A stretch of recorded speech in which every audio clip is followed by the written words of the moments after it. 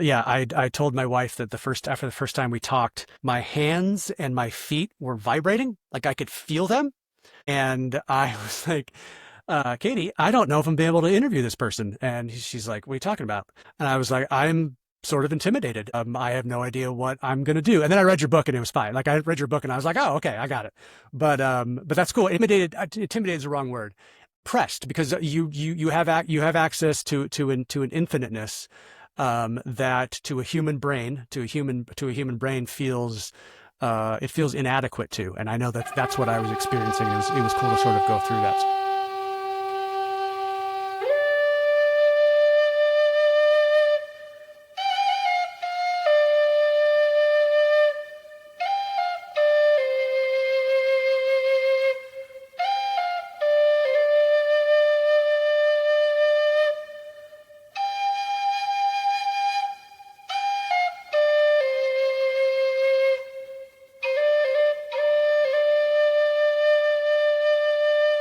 Hello and welcome to another episode of Master Plant Talk. I am your host, Tyler Hurst of Microdose Yoga, fresh off a couple of really fun solo mushroom ceremonies. And today I am talking to Mystic Kentah, who is over on the East Coast, I believe somewhere in North Carolina, but I'm going to let him talk about that a little bit more. So Mystic Kentah, who are you and what makes you come alive? Well, let's start with the second one first. What makes me come alive? Awareness. I've been alive always, but at sleep. So what makes me come alive? It's awareness of who am I and where do I reside, which is bigger than this earth and way, way bigger than this body. And as far as it goes, where I live in Hickory, North Carolina. Been living here since 2003. That's where I have my practices here as a mystic shaman. Okay. All right. So I've been reading your book, and I'm going to hold it up here, Mystic Thank Kentah, you. right? Or one of your books, your second book. This one's much easier to read. The other one's a little small, but it's a little easier to take around. I've been enjoying it. So I'm curious as to, I'm assuming your given first name is not Mystic. So could you explain a little bit about what prompted you to become a Mystic Shaman? What called you to become Mystic Shaman? Like, what was your sort of journey from, regular person who's alive to what you're doing now? What called me?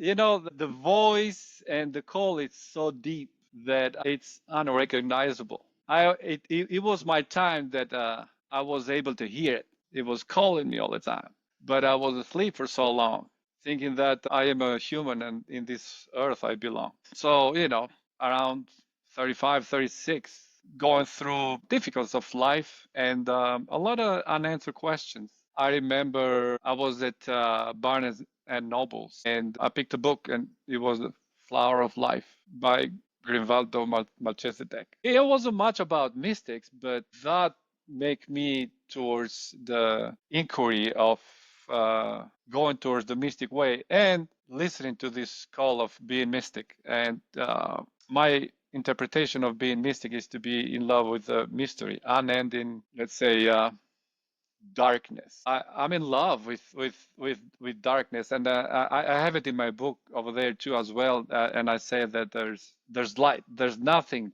but light. Okay, but we are limited to our perception, and that limitation makes the unknown dark. So darkness, it's way bigger than light because it's the unknown. It's always bigger than the known, and that's my mystic way. Okay, fascinating, fascinating. So I noticed in your book, which is, what would you call this? A book of poetry? Is that the simplest explanation that you could probably give for it? You can, yeah.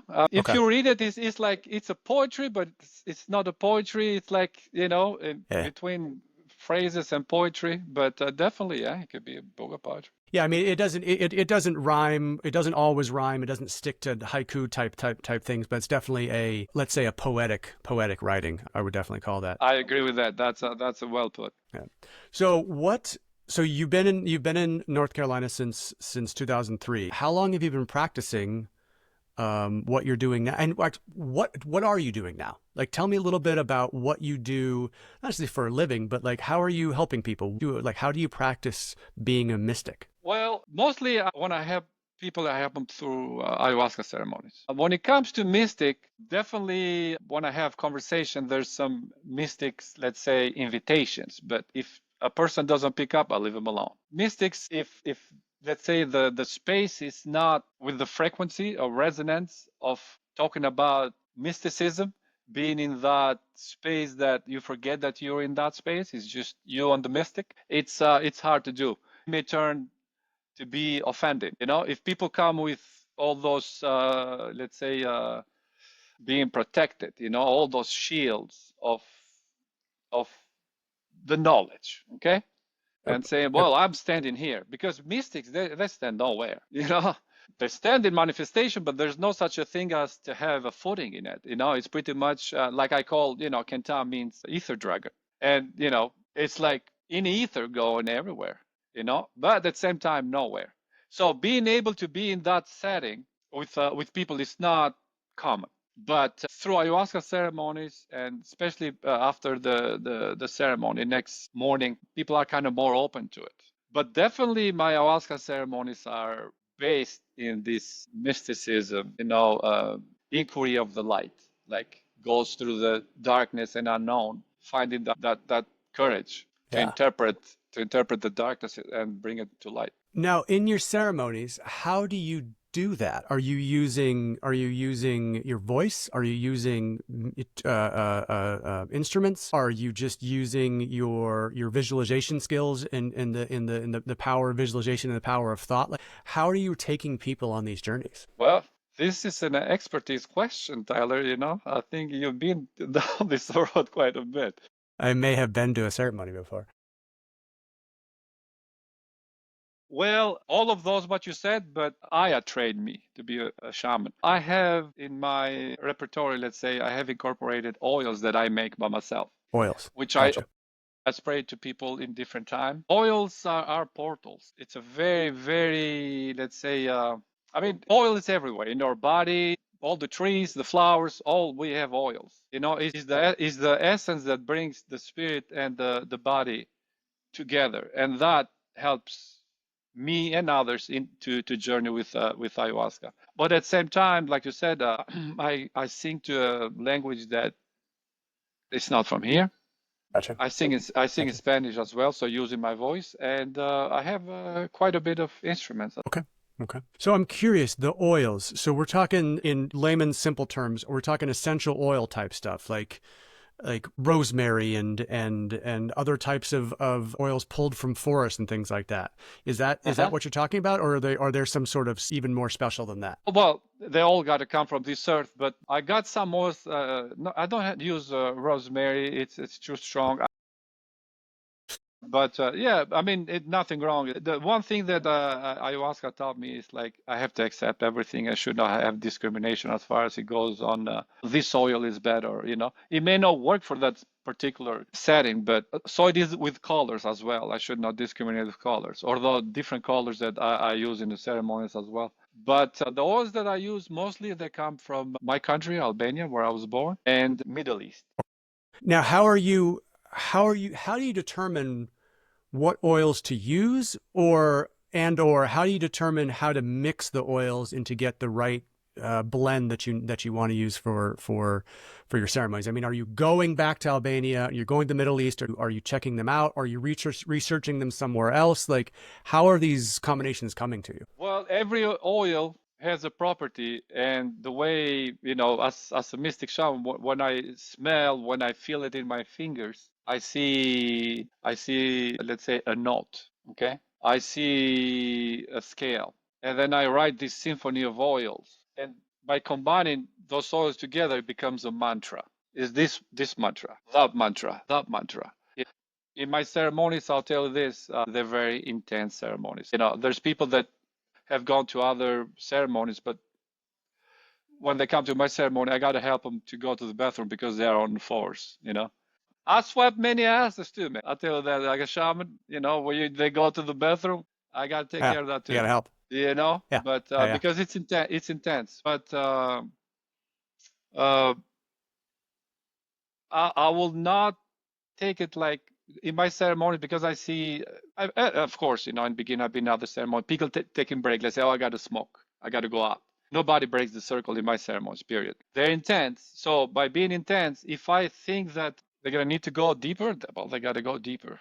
I'm there to help. I'll take care of it, but they got to go deeper, you know. And that where the oil come, you know, that particular oil or oil mantra, like I want to call them.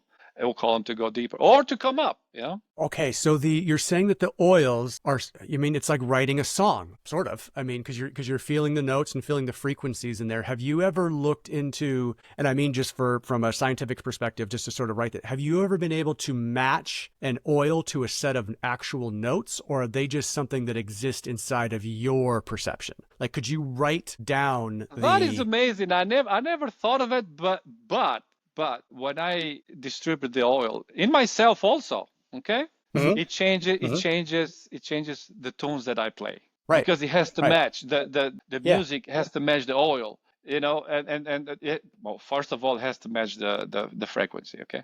So when the frequency calls, or where, you know, even when I'm in a ceremony and the mother says, well, we got to go deeper, you know, or wider, or let's say, now it has to go purging, or all those things. As I do it, the oil come all well, she is first, then comes the oil, and then comes the music after that, and that thing comes together like a symphony. Wow, because I've always read and I've always heard that smell is one of our strongest senses, and we have an ability to feel emotions, we have the ability to remember memories, we have the ability to think of songs through smell, and it sounds like that's exactly what you've figured out a way to. I don't know if you figured it out. You've been told a way through Correct. your studies Correct. to be Correct. able to sort of so you're sort of a conductor or a composer of called a mixed media art presentation. You know, Correct. you've got sound, you've got sights, and you've got smells.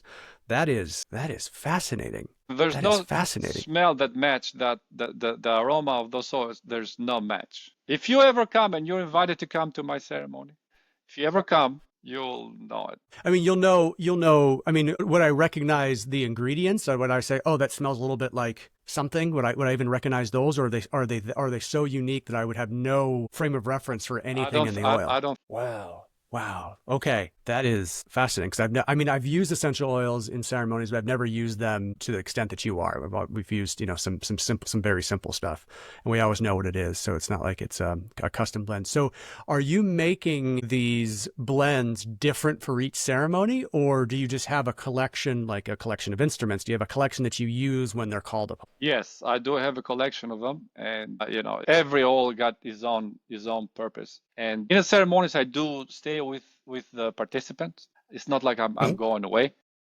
So sometimes I'm in the bed and it's like, man, I'm still going, you know, like maybe 8, 9 hours, you know, and it needs help. Well, I'll bring the oil. Wow. So are your ceremonies an overnight ceremony of how many people? Six, eight, four Yeah, people? I Are like they I like just to do a small group. I mean, I never went over 15. One time I did 15. I would like about 9 or 10, but you know, I can do, but I cannot do more than 15 because the way that I do the ceremonies, I'm up all the time and I'm hands-on shaman. I touch on chakras. I apply oil on chakras, you know. It's someone I may touch, someone I may sing, the someone I may have them stand up. So it's very active during the ceremony. now are you running all these on your own? Do you have any helper facilitators or anything? Mostly, no. I have one mostly, but Okay. Okay. my Wow. ceremonies, I didn't have any of those people. I had only one time, but I had a helper. Okay. That Wow. somebody really, really, but the circle is very tight, close circle with in my ceremony. So it's not like those breaks that, well, you know, I'm getting out and, you know, let me sit out for an hour or two. No, ain't not gonna happen in my ceremony. You're there. We are all chain brothers. You gotta be there because everybody's support. It's equal. It's like, you know, taking that line that keeps the beads up, and if that goes, well, the line is the shaman. But if you don't want to take a bead out, you gotta break it. And if you break it, all the beads will fall away. Right. That makes sense. So let's rewind a little bit and tell me about how you got into these mystic arts. Like, how did you start with ayahuasca? What was your first call to that before you became who you are now? Although you always were who you are now, but before you knew who you are now, what brought you into this? Well, like all of us here, I was born in ignorance, and this body I thought all it was. And I remember since I was 8 years old, the only thing I wanted to do, I wanted to play basketball, and I ended up to be a professional basketball player. But, having a very traumatic injury in the basketball, my dream crushed, split my knee. And of course, I was born in a communist country. That fall away, so I could not play basketball no more. So, I had to be an immigrant. I went to Greece. From playing basketball, sleeping in very expensive hotels, having this lavish life, I ended up doing landscaping, cleaning restrooms, and trying to figure out what happened. Was And this? I'm assuming this was in. Was this just to put a timeline on? Was this in the '90s, like '80s, '90s, right correct, around there? correct, in '90s, early '90s. So, but at the same time, with this change of life, which I'll not change it for anything, although it was harsh, it started that question: Who am I? Who am I? What I'm doing? And especially it's like, I had it in control, but apparently I didn't have no control. I mean, it was life directed me. So, and then I moved to the United States and having those questions, like I said, and one day I was reading a book, David Icke book, and he mentioned ayahuasca once, and he called me. He's like, I want to do this. He was talking about Peru. No, no, he wasn't in Peru. I think he was in Brazil. Well, and it was nothing like it is now, like no YouTube, no information about ayahuasca at all. I'm talking about 2008. When it's meant, it's meant. I had a good friend of mine. She dropped her body. She has moved out of this planet. I told her, like, there's something that's called ayahuasca, which is an experience, spiritual, but I want to do it. It was on the phone, man. The other day it was like, I don't know, somewhere around 11:30 in the morning. And she calls me 1 o'clock, says, "Hey, there's a group in Nashville, man. They're gonna do it, this weekend." I was like, "Whoa, whoa, whoa, hold on a second." I didn't do it. It was too fast. I should have. I didn't do it. I called the group. I said, and like everybody does, and on this ignorance now that you gotta go deep and really, really understand what's gonna happen, which is not true. You only find out when you go through yourself. I mean, you can hear everybody's story, but it's not gonna be that story. I guarantee, as I guarantee you that. And even now, I tell them that go to YouTube, because now it is YouTube, but very little. Don't listen to the stories what they say because it's their story. They're not gonna match you. But anyway, so I was trying to find out, and I did it like 6 months later with our group. The most humbling experience that I ever had, man. Because I was reading books, because being in a communist country, I was empty, I was dry. Coming out, I liked archaeology, I liked the history, not the school teachings from libraries. I was there the most prepared. Okay, I was the guy. That's Yeah. how I went in You, there. you you I read all am the the books. one. You had all the knowledge. Yeah. Yeah, Yeah. yeah, yeah, yeah, yeah. I was, man, fortified, ready. Okay. Okay. And man, yeah, it was most humbling experience. I understood that that unaware ego. Okay, maybe we can talk about the way I understand ego later. But my unaware ego, man, it's like she showed it to me. It was like you're hiding like behind a bush, and you can see far away. But all you need just a little tip of the leaf coming in front of your eye, which is unaware ego, and that obscure your vision, and you lost all this. You don't see anymore. You just see that tip of the leaf, and you think that's how you know it all, and you came to the end, okay?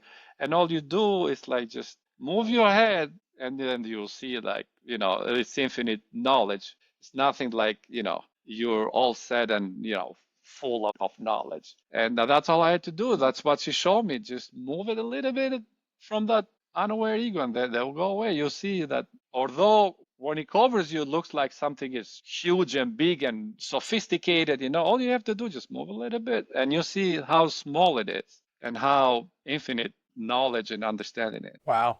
Wow. So you sat with that. You sat with that group in 2008 ish, right around there. I Uh, think, yeah, either, yeah. when did, so how did that, outside of ceremony, how did that change your life? Did you know that you're like, hey, I'm going to be a mystic shaman one day, or did you just, what was your life outlook after the ceremony? What changed for you? Well, it's like you said in the beginning of this podcast. I came alive. I was dead. Okay.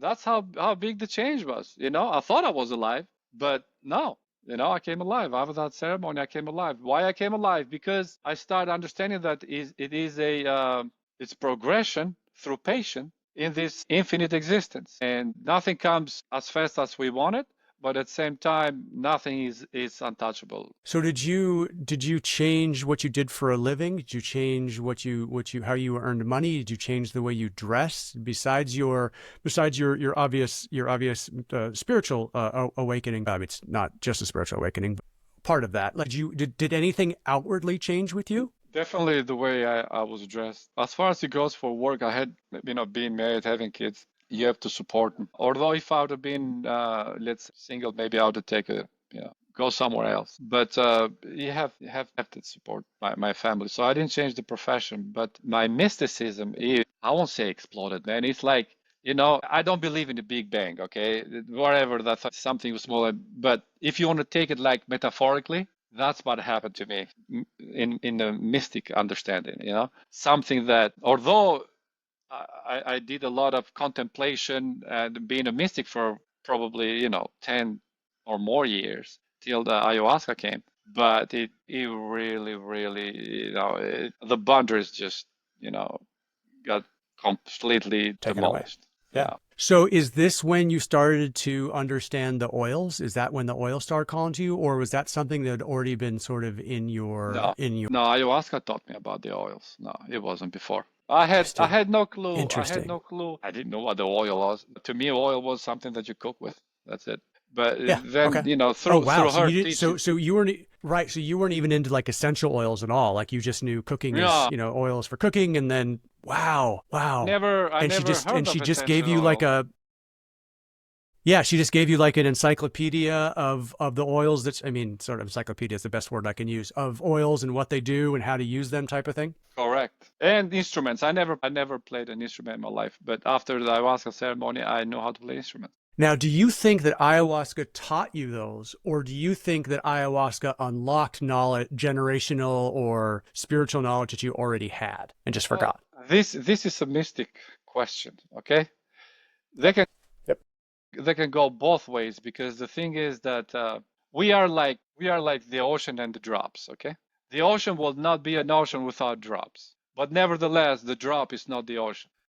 But we do hold those qualities that ocean has. We have the same qualities. So as far as it goes now to unlock them, are they in us? Yes. You say unlock, sure, it's an expression, but at the same time, definitely, I would say it's the spiritual journey for me. The way I understand it, it's a memory. It's just you remember what we already have. So you want to say that they're locked by forgetting? If the is the key to lock them for forgetfulness, yeah, it could be. Okay. Okay. That makes sense. So after your first ayahuasca ceremony, you understood. Did you have to sit many other times to get Yes, all the I did. knowledge that you have now? Yeah, So how definitely, many definitely. Yes, like approximately how many times were you sitting after that before your full breadth of oils and about music instruments? between 20 and Okay, okay, okay. Over a course of I'm assuming 2 or 3 years. So in 2008, you sit with ayahuasca, and then you sit till through about 2011. In that time, you start working with essential oils. You start working with instruments. When do you start running your own ceremonies? close to 2011, I think that's where it went to Okay, run my own ceremonies. okay, all right. Now, you told me a story about how you knew that you were called to be a shaman, and I'm assuming it happened in that 2008, 2011 time. Do you want to share that story again? Because it was sort of fantastic as to how you understood it. So when about did this happen in the process? Was it after 10 or so, after 20 or so? I know the time doesn't actually matter. I'm just trying to get a timeline. Yeah, definitely must have been more than 20, more than Okay. the 10. Okay. Well, I'll start like this because I really enjoyed my ceremonies. My ceremonies, all of them, even now, from the first one till the last one, they're all mystical, and that's what my ceremonies are also as I direct them as a mystic. So I remember I was in an amazing, amazing vision. It was a turquoise kind of field. And it wasn't up, it was like in between the floor and let's say the sky, okay? This vision of an amazing, beautiful rose. And there were like silver lines going towards that rose, all of them. And it was such an amazing place. And even in my body felt good. It should have been like maybe close to the halfway the ceremony. So I was looking at enjoying this rose, and she just cut it off. She's like, "You gotta be." She didn't say you gotta be, but she said, "You'll be a shaman." I said, "A shaman like ayahuasca, like with you?" She's like, "Yes." And I said, "Well, no, I'm good. I don't want to be a shaman. Yeah, I don't want to be a shaman." And she's like, "But all those things that I have taught you, and I remind you that the oils were there too through that time. So I had all this knowledge about, and maybe later on we talk about the frequencies too. It's something important that I want to pass on if you want to ask me later. I thought, what I'm gonna answer, and she's like, a shaman, right? I was like, no, I didn't ask. I'm good. I mean, I'm enjoying the ceremony. She's like, okay, come up. I stand up. The She said, go to the bathroom. I went to the bathroom. And she's like, close the door. I closed the door and said, well, in your knees and put your head in toilet. And I was in my knees, my head in toilet. And she's like, all this knowledge that I have given you for so long, you want to be selfish to keep it for you? This is not for you. You're to serve whoever will be interested in your work. And every time that you're going to be selfish, you're going to smell the shit that comes from your own selfishness. And I was smelling that for a long time, about 3 hours in a toilet. People were knocking the door saying, are you good? I was saying, no, I'm good. She's like, you don't dare to open the door. And you cannot say, I'm going to do different with the mother. There's no way. And the thing is that it took me so long over there with my head in the toilet is because I was like, okay, I got it. I'll be a shaman. You tell me to be a shaman. You prepare me for this. I'll be a shaman. She's like, it's not coming from your heart. You're not ready. You stay there. I mean, it was a lesson, man, how to make an off. Because I'm sure in my life I made many offs, okay, but not with that deep meaning. So it came a moment like after 3 hours, and then I took the head out of the toilet in my knees. I went in the middle of the room, and I made the most amazing off that it truly came from my heart to tell her like how, I mean, thank you is not enough. I told her, that I always love her, and most of all, I'll be in her service. And more that no need to be shared, is just personal with me and her. And she's like, stand up now, and you are the Kenta Mystic Shaman. And she gave me the name. I didn't have the Kenta name till then. Wow. And Kenta, and What? she said that you Kenta, which means the ether dragon, and that's how it Yeah. started. I want to say thank you to the brothers and sisters that when I shared in the morning, they said we'll come and drink with you, and they did came drink with, because they were there drinking with the other shaman. And I just tell the story that and but they did, and including my wife as well, Teuti. So your calling to be a shaman involved Mother Aya telling you to go literally put your face in the smell of in the shit of your own selfishness for 3 hours, assuming 3 hours, yeah. No, it was about three and a In half, order but let's say three.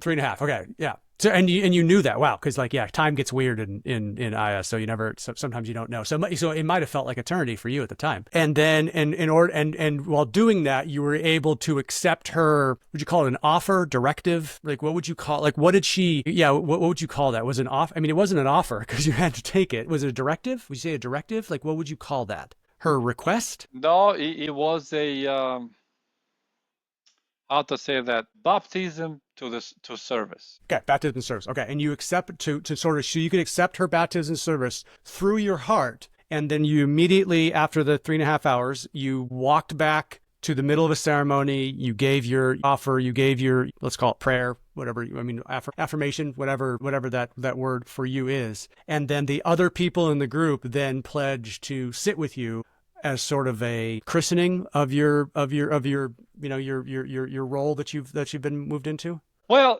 during that time, for three, let's say, hours, I was purging. It's Yeah. not just my head sitting in there. I was Oh, just purging and oh, purging for three. no, I mean, come no, on, come no. on, brother. You think you're gonna get your, out of where ego just like that? You gotta pull what you have, man. Wow. I don't know where. I mean, I didn't have no voice. I mean, see, the other reason that the people kind of thought what's happening is like, what did you do in the restroom, man? Because every time you're purging, you pull all this room, you pulled it in the bathroom. They said you pull dust all the time that you're purging over there, you know.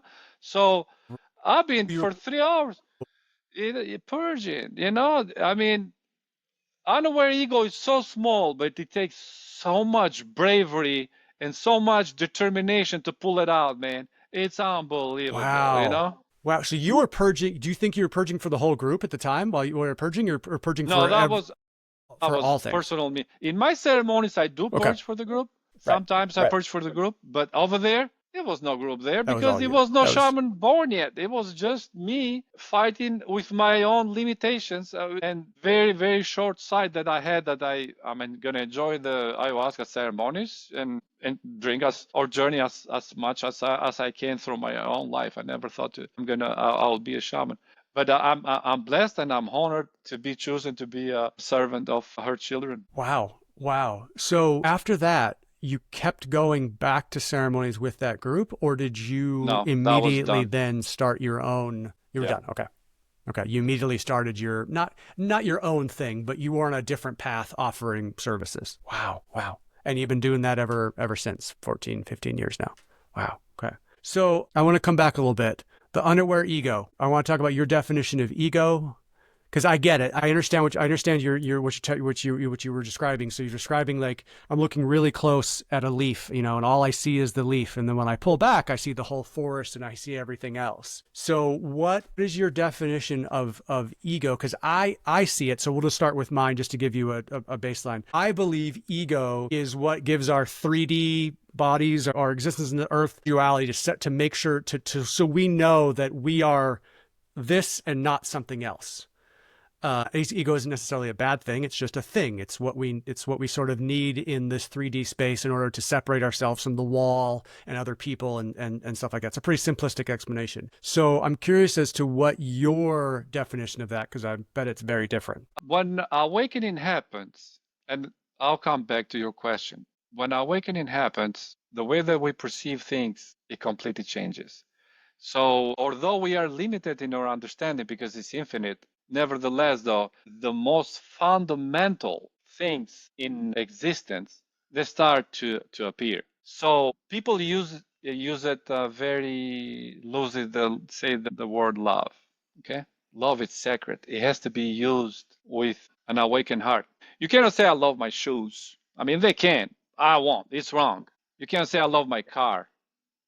Okay? You cannot say, I love my president, but you love a human being. You love a brother, you love a sister, you love God, you love Mother Ayahuasca, you love the sun, the moon, but not the material or the position. Now, when we come to conscious, people say, my consciousness, your consciousness, I was conscious, I'm not, I was unconscious. To me, that does not exist anymore. You and everybody else have no consciousness. Yes, that right? You have no consciousness. Why? Because you are consciousness. You are con. Okay. How are you going to have All right. something that you are? If you are Right. consciousness, you don't have Right. consciousness. You have awareness, which shows the unlimited depth of your own existence, but you don't have consciousness. People say this, but to me, I don't use this as my consciousness because it's not mine. I am, so you are. And all together, we complete God with that, but it's not our property. It's not what we are. So to come back to ego now, ego it's a Greek word that means I. Either make it I as an existence or I as the I that sees. Okay. So come to spirit again. You don't have spirit. I don't have spirit. You are the spirit. If That's you are correct. spirit, then how are you going to have spirit? Or if you tell me that you are something else, which I'll accept whatever you think, then you have a spirit. But if you are a spirit, you may have an awareness or you may have the ego. Okay? So what ego to me is the representation of the spirit, is the frequency. Oh. Okay. Okay. So Okay. that makes you I get that. unique. The way that Mhm. your frequency makes you unique. That's your ego. And good luck demolishing that because Got it. then it's gonna happen. This is what you are. Well, what Yeah. we Yeah. Right. what we take away is the unaware ego. And what is the unaware ego? It's because this spirit is being in sleep or covered by this form of human, and you think I'm Kenta or I'm Tyler, and Tyler it's a male, and and that's it. Yeah. And that's Yeah. the unaware ego that you start making those decisions. So when you awaken, at least with me through ayahuasca journey, that unaware ego, that leaf, that little body that I'm think I am, it went away, and I am unlimited, unrestricted, never run out of the source of life. That is the unaware ego. And the true ego, as a spirit that I'm talking through this body right now to you, that is my ego, and that is me. And even if I try or whatever, people go to all kind of teachers to crush their ego, ain't not gonna happen, because it's you, it's the core, it's how you bring that frequency out of your spirit. Interesting. So ego is our own, is if I understand in my, human brain right now, ego is our own unique frequency, basically. Yes. Yes. Okay. Okay. Okay. And so I mean, I do agree. We're all conscious. We're all consciousness. We're all spiritual beings having a physical existence. Like, I am not my body. That's for sure. I inhabit a body, but I am not my body. Okay. So we are on unique. So our ego is just our own unique expression, frequency, whatever else of the consciousness that we all are. Do you believe that we are all the same consciousness and just unique expressions of that? Or are we all, or our consciousness is our unique frequency of consciousness somehow separate from your consciousness? Like, is my unique frequency of consciousness separate from your consciousness, or is it just the same thing, just expressed differently? Does that make sense? We are not different from the trees that they got the roots at the same earth, but they go different directions. Some with flowers, some with fruits, some with thorns, some with leaves. But we take that information from the same source. Right, right, right. So it sounds like you sort of view all of life, or feel all of life as just expressions of varying frequencies. Would that be fair to say? Like, a rock is a dense frequency, a tree is a less dense frequency, a bird is an even less dense frequency. Or like, how do you define like frequency and existence in that? I'll say something that it's fundamental before I go to answer that question. We all carry frequencies. You got a different frequency from mine. They're close. That's why we're talking together. Otherwise, me and you will not be here today. Unless we are close. We are not the same. We will never match. Every frequency is like a fingerprint, and God is not a repeater. You are a beautiful, unique frequency. We come close. Together, or many, we resonate. And that's make the group frequency. Okay. So we're like chords. We're like notes. We're each a note, and together we're chords. Okay. Not different. Okay. But I'm having my brains. This is great. Keep going. Keep going. Keep going. But we don't vibrate, brother. Only God vibrates. There is only one vibration. Many frequencies, many resonances, but the manifestation, the consciousness of all only vibrates. Only one. Only God vibrates with all of us in there. That is something that I keep it dear in my heart, that we are equal with God, but not greater. He is the greatest. It is the greatest. There's no gender. Can we hear that vibration? Can we hear that vibration? Is that possible to do that? Or is it beyond the senses our bodies possess? No, there's no hearing that vibration or experiencing that vibration, because that is the honest. So let's say there's some stages, and maybe later on, if you want to put it down to ask me a question about virtues and morals. That vibration, which is God, which vibrates, could not happen without us in there. Without us, with our frequency, and us getting together through that frequency, that vibration will not happen. God will not exist without us, and will not exist without God. So as a whole, we already vibrate in there. But when you are that, you are not aware of it, because it's you. It's like, the question that I told you, like, people say my consciousness, your consciousness. No, man, it's all. When it's all, you don't think it's mine, because you are. Yeah. There's not yours. There's no something to separate. Like, can I feel it? Do I feel it? Why you feel it? You're already there. You don't have to feel it. It's happening all the time. That is fascinating. That is. See, and I knew this before, because you'll chuckle at this, because when I was reading your book, I marked this page of you your passage to you and your this one on page 49 that you talked about. And basically it was you acknowledging the writer, acknowledging the reader along the journey. Because without a reader, there's no real reason to write. And so it's like it's like you're connecting with people. Like, and I'm sure this is part of the point of writing the book is you're able to resonate or match frequencies of people as you're writing, but you knew that. So you weren't writing to detach yourself from people. You were writing in order to more easily spread the word to more people without having to physically be there or having to frequency match with every single person individually and tell that story. Correct. Okay. That was, yeah, I was talking to my wife about this and she started reading it. She goes, this isn't what I think of as poetry. And I go, I know. She goes, what is this? And I was like, well, it makes complete sense to me. I don't know really how to explain that, but it makes complete sense to me because it's just, it's just an expression of your, say, emotional state, our shared consciousness. And it was fascinating to see that. So, because you weren't really telling stories, you were expressing ideas. Or what would you call it? Yeah, what would you call these? Are you expressing ideas? Like, how does this, what was the impetus behind writing this book? That is my mystical interpretation of manifestation. Okay. And this came to you, did Aya tell you to write this? Was this something that you just knew you needed to do? How did the need, or I guess, how did the idea to manifest this book came about? Like, where did that come from? I thought it will be a way to bring it into the world. And I haven't advertised the book, neither I am looking to make money of it. I didn't even call the company. It's just, I hope this finds, let's say, frequencies that want to come together and make this beautiful little symphony under the heaven of manifestation here in the earth. Right. That makes sense. Yeah, it sort of reminds me of, have you seen you've seen the movie Jumanji? Jumanji. The movie Jumanji. I think, but I don't remember, but I think.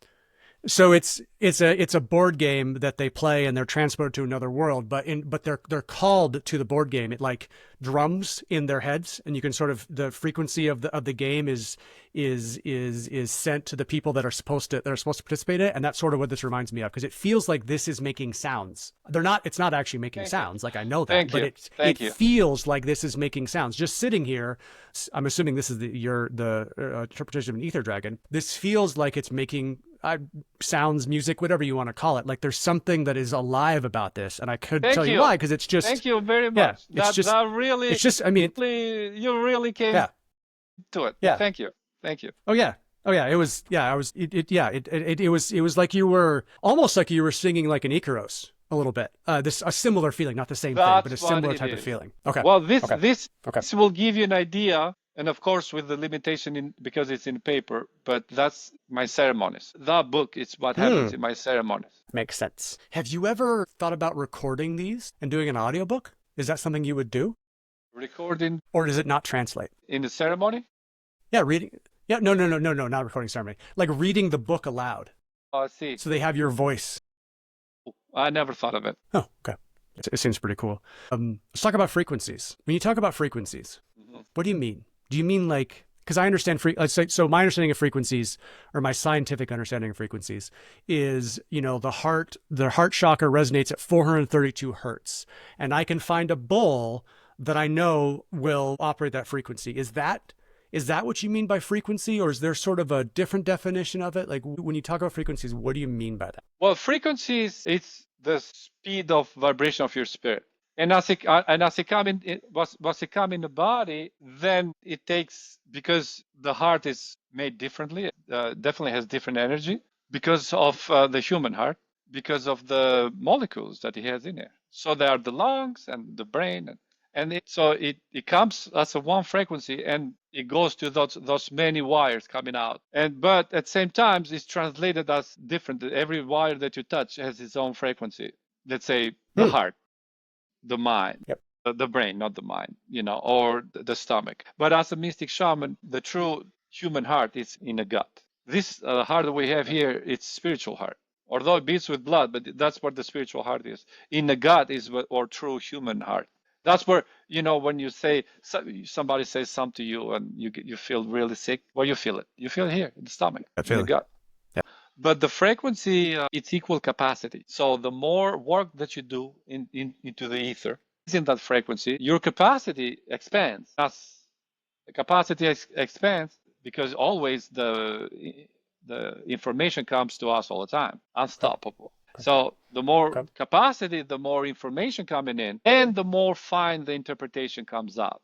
So that's what, let's say, is the interpretation of frequency from the spirit to the body. So when you talk about gut, and I've experienced this, I know that since my first ayahuasca experience, I haven't eaten pork since, because the frequency of pork is just not, it's not for me. I couldn't tell you exactly why. I just know that I don't want it. Do you find yourself following a certain diet, or are you looking around for specific foods, and is one version of chicken okay to eat, another version isn't okay to eat? Like, if you, as long as you raise chicken properly, but like, I'm just curious as to your diet, your dietary choices. Is it strict? Like, how do you determine what to eat? Mostly organic. And since my awakening, I eat meat, but it's very much reduced. I'm more into beans, greens, and soft cheese. But to do something, let's say like a diet before ayahuasca ceremony, it's very close, but not like right there. So when I do the ceremonies, I do have to put myself in that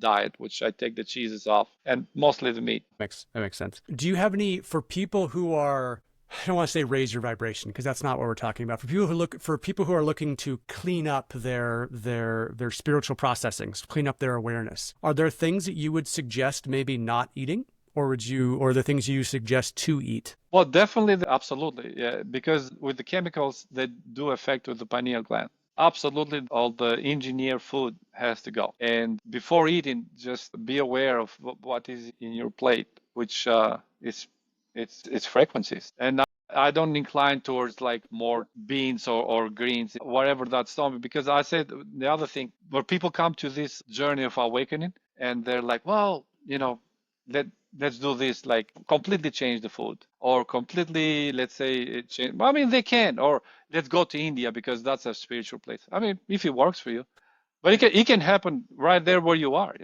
It's not like you really got to do all those things. And remember something, that a body, it's a machine that is being acclimated to where we are born. So the way that we grown, it's good to keep it close enough. Let's say, Eskimos, they only eat meat all the time. And Right. nothing wrong if you come and, maybe you reduce the meat, but don't get out of what you have body learned for so many years. Just make it, Right. make it. Right. Yeah. Okay.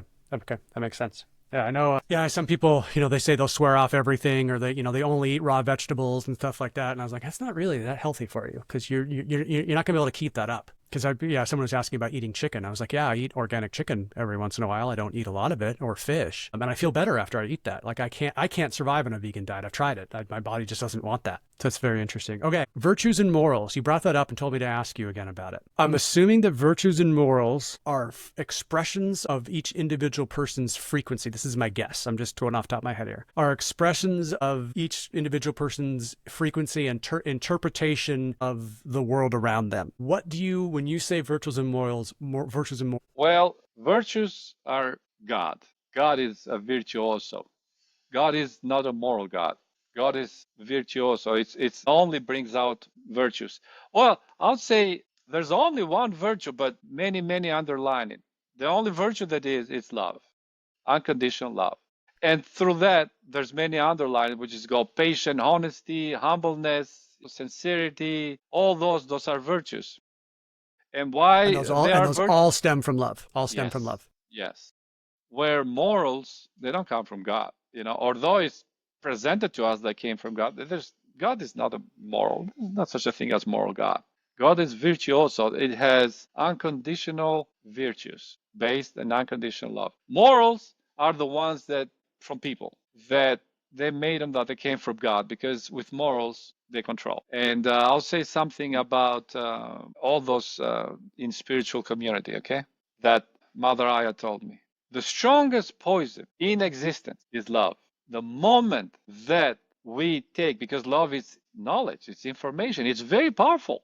The moment that any person, and shamans and mystics, take this love and turn it to their own benefit by controlling other people, they're going to be dead for a long time till they come back and maybe put the head again back in that shitter to wake up. Because the moment that you use this love, to have people to come to us like it's been done with organized religion. You use that so people will serve you, and you have a free ride in people's bag. You just got poisoned by the only poison, which is love. So when this ability to interpret and to journey in this unconditional love is given to you as a sacred journey, opening these sacred doors for you, for me, for everybody. And that beautiful information, which is at the same time power and strength. And in the beginning comes very easy. It's like that little leaf that I told you, you don't know, but slowly comes right in front of your retina. You don't see more because it's unconditional, it's an unaware ego. So, but by start talking this information to other people, people are like in admiration. And it is so, it's beautiful. And then you see that because you're saying those, people can do things for you. Right. And then you keep it, it feels better, and then you use this power, so you use those people, so you have this comfort in this life here that you just got poisoned. Wow. There's a lot of lessons to pull from that. I'm not going to try, but there's so many lessons to pull from that interpretation. Wow. Yeah. I know a lot of people who could use that knowledge right now. I will hopefully spread that. So as someone who does what you do, as a mystic shaman who does these, is there any way to counteract love when it's been transmuted into a poison? Can you do that? Can you fix that, counteract that? Is there an antidote to that? Like, how do you sort of help people either understand that what they're experiencing is poisonous, or help them sort of get that out of them? Is there a way that you do that? No, there's no way. If they're not ready, they're not ready. But I'll tell you what the difference is, and you'll see from other people that because you got a beautiful podcast, by the way, and you're a great host. I really like the way you run it. Very well, thank you. So the difference is, people who are asleep, they pray to God. People who are awake, they praise God. Right. Okay. And that's where you see the difference on the love being asleep and the love having the heart of the door open. Because go ahead. So the prayer is assuming you're separate from God, because you're asking God for something. You're asking Yes. God to fix something or whatever else. But praising God assumes that God is you and you are God and we're connected because, okay, that makes sense. So I'm curious, for you, let's say you had to describe God in tangible terms. Mm-hmm. Is it a energetic presence? Is it a bearded man who overlooks everything? Is it I mean, obviously it resonates. Like, what if you had to describe God or had to paint a picture of it, how would you represent God in a picture or a beautiful question? Beautiful. The Trinity is true. It's real. Although the church kind of, either they forgot about it or they're misled, but the Trinity is true. It's always true. It's God the Father, I am the Mother, and us, okay? And from all the three, the last two, they can show themselves in form because they're bending light. We bend in light. I can see you because you're bending light. So it is with ayahuasca. We see ayahuasca because she's bending light. We can see the geometrical forms, or we can see any form that she takes because she is bending light. But the light is God, and that light does not bend. That is the source. Okay. And the effect, because in my ceremonies, Aya and guiding me, it brings people, not everybody, those who are already in front of God. And God is a very, very strong light, and it hurts your eyes. But the closer you get, the better it is. When you see God from out far, it's like strong. It is, it's like, you take a lot of courage. But when you start doing that courage, that journey going towards it, it gets so soft, it gets welcoming, So it is encouraged by making that decision to go towards it. And nobody's going to avoid it. In different time and space, but nobody will avoid it. That makes it makes so much sense. You say, I was figured out what you're doing. It's like, God is light. So we can't actually see light. We see reflected light. So our eyes cannot actually see God. We can just see God reflected in whatever that is. Okay. Well, what we're doing right now, it is reflecting, because light is information. You Yes. are reflecting that light. I am reflecting Yes. that light. That's why Yes. we're having this conversation right now. Yes. Yes. So interesting. That is fascinating. That is okay. So I've always had this theory, and I want to ask you about it because you're a mystic shaman. You might have an answer, or I'm just curious as to what you're not maybe an answer. You have a perspective, that's for sure. I've always thought since the very first ceremonies that I've had is that I believe religion, and I mean organized religion, the church. I don't mean awareness of God or the Holy Trinity. I think I mean organized religion in church. I believe it was started because people had accidentally consumed ayahuasca or a similar type of plant medicine and then had experiences like we have now, and they didn't know how to explain them, so they tried to create a religion or a church to be able to like give the man's version of that. Do you have any insight on that? Do you have any idea? Do you think that maybe religion was started by people accidentally consuming plant medicine and then not being able to understand what they experienced and then tried to control other people using it? Has that even crossed your radar? Yes, absolutely. Well, let's start from the bottom. They're all poisoned. We just talked about it because it started like that. You're correct. It started by taking ayahuasca. It started by taking mushrooms. It started by taking Syrian rue. It started by taking mimosa. It started by taking acacia. It started by taking iboga. Okay? Start all started like this. And it's not about that they were limited. It's just when they brought to the people, they saw the power that this information has. And there you have it. You want to see people that are poisoned by love? Look at their customs and where they're living up. Because first of all, the house of God is here. It's your spirit. Okay, when you're in ayahuasca, you see those amazing geometrical figures. Okay, that is you and her, where God resides. So those churches and mosques and sanctuaries, they're built because they were recognized in here first, in heart, and they Hmm. were manifested Okay. through the mind in this earth. And that's what they're trying to do, this whatever they were in, that ceremonial existence. And they make those beautiful churches and pagodas and all this. But first came here. It was not like, well, let's build this and then that's where God is. No, it came here first. Okay. Okay. And those Makes people sense. got lost in that journey because, love, like I told you before, you don't have love. You are it. So if you make it yours, then you're just poisoned. Right.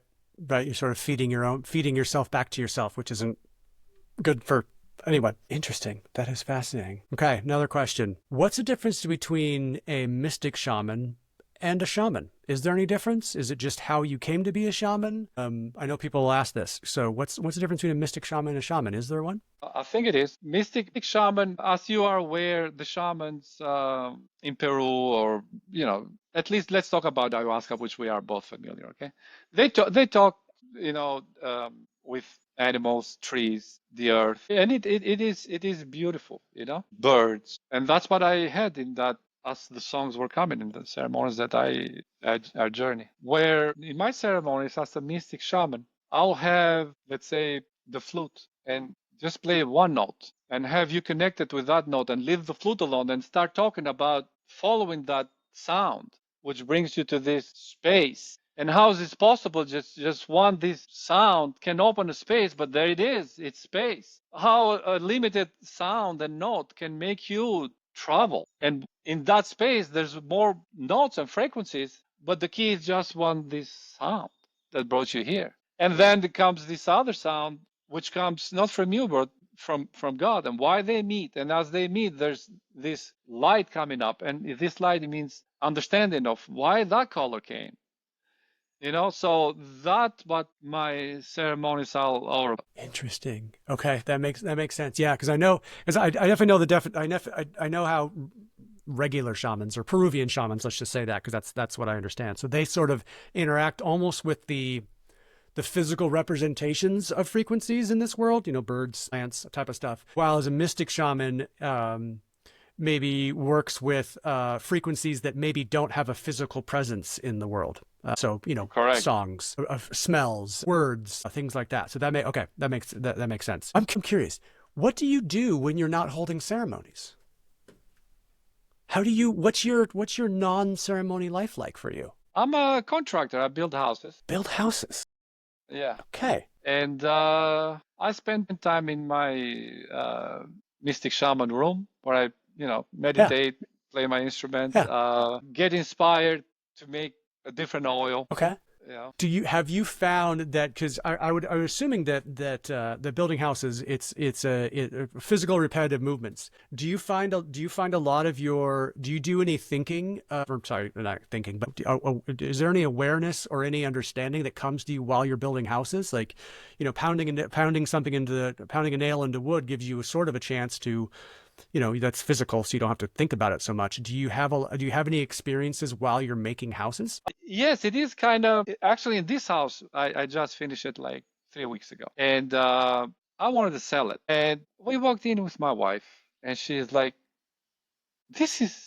I built houses before too, which it feel good, but in this one, and I really, really paid attention to this house as far as it goes to um, in more harmony of the rooms, or how the beam's gonna look from the ceiling and the lighting and all this. And she's like, "This is you. I feel like I'm getting in you here. So we should move in here. And it does. It really does. It has this feeling that it's new, but at the same time it's old. Yeah. It never been Yeah. here before, but it's been here before. It's just it wasn't materialized. Yeah. Have you ever sold a house based on the fact that a mystic shaman made it? Like, is that something that you can? Is that a market? Is that a thing here? No, I haven't even, Okay. to tell you the truth, I didn't even advertise my ayahuasca ceremonies. It was just whoever is going to learn from the word of mouth. Now I have a Sophia Renown is called my organization, or organization, which is, my wife Tewuti and my director Charles Brown. And he's the one that kind of pushing me. It's like, man, you got to go out in the world. More people got to know, and come and experience the ceremonies. So we kind of, with his, let's say, push, we're trying to put it like more into the world. Right. Okay. I am curious as to, so we were introduced by Scott Stanley of AYA, who's Hmm. the helping all this. How did you meet Scott? Like, how did that connection come about? Well, that's a question. Well, in 2019, I have ordered ayahuasca from Peru, and me and my wife decided to go to the gym. Well, I mean, we go to the gym almost every day. My daughter at the time, she was in a house applying for college, and she was about to have an interview with Duke University, which she got accepted there. And this is hard. Hard. Yeah, I have a feeling about this. So if you'd Yeah, like to continue, please. If yeah, not, then that's okay. yeah. And the SWAT team came and broke the door, threw a flash, threw, Jesus. handcuffed her, without us being there. That was it. It is hard. And Yeah. interrogated her for like 2 hours, and then she called us. I went to the house, and they said, "What's going on?" I said, "I'm a mystic ayahuasca shaman." Well, this is illegal. It's like, well, that's what I do. I stand behind it. It is my journey. It's my way of life. It's got nothing to do with drugs. It's my, it's not even religious. It's bigger than being a religious. I came alive with this. I'm a better person because of this. My family is a better person.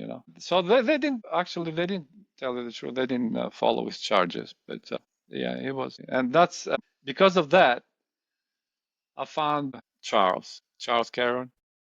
And then he asked me about this story, to send him the papers, and that's how I came to know Scott. Wow. I could feel that story building a little bit, and I was hoping it wasn't going to go there, but I appreciate Yeah, that. well, So that's fine. I mean, thank you very much for sharing it. So they basically just scared you and then didn't press any charges. no, they didn't.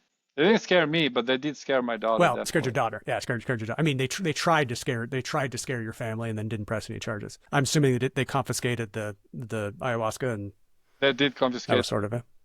Yeah. Okay. Wow, I think they'd have better things to do, but okay. I'm glad. Huge congratulations to your daughter for getting into Duke after that experience. Oh, Like that thank you. had to be really, that'd be really tough for her, really traumatic for her. Did she take it okay? Was she okay after a while? For a while, she was under this, for a while she didn't feel good. It wasn't sleeping good, and yeah. I mean, I understand, man. You want to come to the house, you don't have to throw a flash grenade, man. Where you coming? It's like, it's like a drug ring and people with guns outside. I mean, Yeah. but Yeah. yeah, Yeah, it's been weird because I grew up in the dare generation. You know, all drugs are bad. Never try anything. And I figured out a while ago before I got in ayahuasca that the most dangerous thing about plant medicines and whatever let's just say stuff they classify as drugs is the police coming and shooting you. Like that's the most dangerous thing. Like it's not for most of the things. It's not actually the substances that are going to hurt you. It's the cops coming in and hurting you for possessing them. So thank you for I that agree. story. I really appreciate you sharing that. Absolutely. I really appreciate you sharing that. Is there anything in your book that you are especially aware of or that hits you more than anything else or that you really point to for people to read? Or is it just meant to be read together, like all together? It's meant to be read all together, but I Okay. do have there a poem that talks about duality, and because I remember that one. there'll be a controversial because there's a lot of people that they think that there's no such a thing as duality and they go beyond the duality, and but to me with no duality there's no life, and Right. it's Right. my perception, my interpretation, and it always will be limited. Okay. But if you look at that, it says duality is life. Yep. Yeah. Yeah. There was something you keep talking about fractals. You've mentioned fractals a couple times in those, and I thought that was really interesting because that was one thing I really connected with was just fractals. I knew exactly what you're talking about because you're not. I mean, you are saying the fractals that we sometimes see when visions, but you're not literally meaning actual fractals. You're talking about the emotions that they invoke when you see them, which is a weird thing to say out loud to most people, but I know you know what I'm talking about. So that's very cool. Thank you. How often do you About 5 to 6 times a year. infrequent? You don't have them like every 2 weeks or every month or anything like that? No, because I haven't advertised, so my pool of people is not Okay. that big. Okay. But yeah, maybe even through this podcast, we'll see if people will be more interested. I'm willing to. I mean, I was very and being that secluded, man, that still got me. Well, I mean, they're hard. They're no doubt, especially if you're doing as much as you are. I can imagine it would take 4 to 6 weeks to recover from each of them, at this point, right? Yes, definitely. If I would have done like maybe once a month, probably will do that though. But definitely they're intense ceremonies, and not only for the participant, for me as well. I'm pretty much end of the night. I'm pretty much drained. Okay. Okay.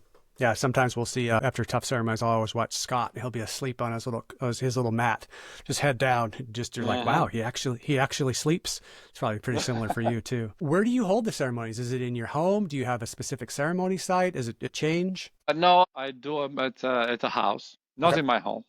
But No. I don't have my place yet because it wasn't about an income. It was just trying to enjoy those ceremonies and that group of people to see how they grow. But Right. if those ceremonies will grow, I definitely gonna have my own place to do them. And for your ayahuasca itself, the actual brew, are you adding things to that, or are you just a strict vine and chacruna person? I'm curious about that. Yes, just very very Okay. good question. Just ayahuasca and chacruna, I don't, and it depends from the shaman. Everything it's how they want to dance with that ceremony, the energy. And are you using sacred tobacco or using mapacho and or hape in your ceremonies? I do use tobacco, not like the shamans do, like liquid, or they give you some sort of tobacco um, through your nose in the beginning, or let's say, or to drink it. I do use them in the ceremony in very particular moments of the ceremony. Depends, sometimes it's to raise the ceremony, sometimes it's just to, keep it where it is, like low and heavy.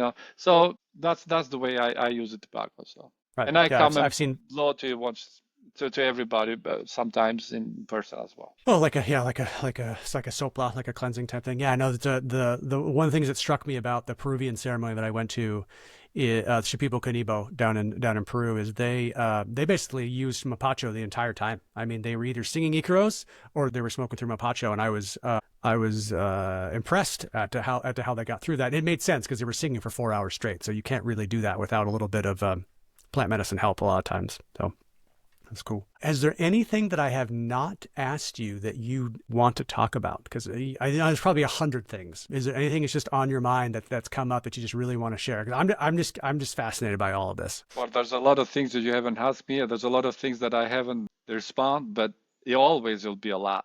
This what we touch in is infinite, yeah. But who knows? Maybe later on we'll do it again.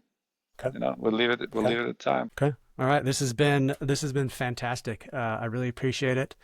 But yeah, I told my wife that after the first time we talked, my hands and my feet were vibrating, like I could feel them, and I was like, Katie, I don't know if I'm being able to interview this person. And she's like, what are you talking about? And I was like, I'm sort of intimidated. I have no idea what I'm going to do. And then I read your book and it was fine. Like I read your book and I was like, oh, okay, I got it.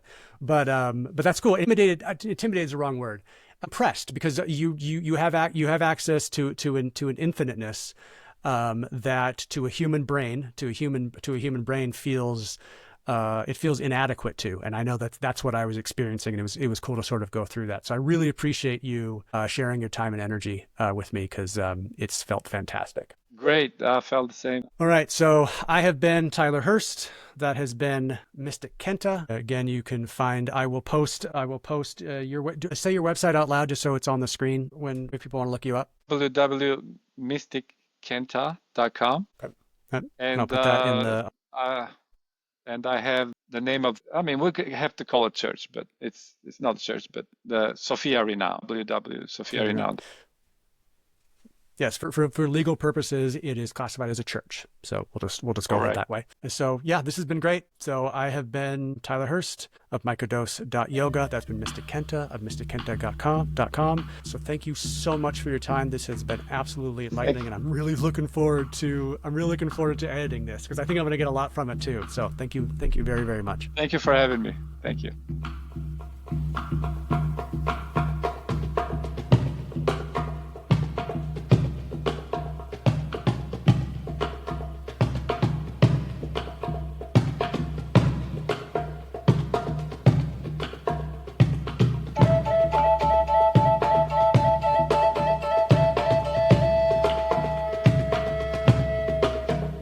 We are like the ocean and the drops, okay? The ocean will not be an ocean without drops. But nevertheless, the drop is not the ocean. Correct. Yes. But we do hold those qualities that the ocean has. We have the same qualities. So as far as it goes now to unlock them, are they in us? Yes. You say unlock, sure, it's an expression, you know? But at the same time, definitely I would say it's the spiritual journey for me. The way I understand it's a memory. It's just you remember what what we already have. So you won't say that they're locked by forgetting. If is the key to lock them for forgetfulness, yeah, it could be.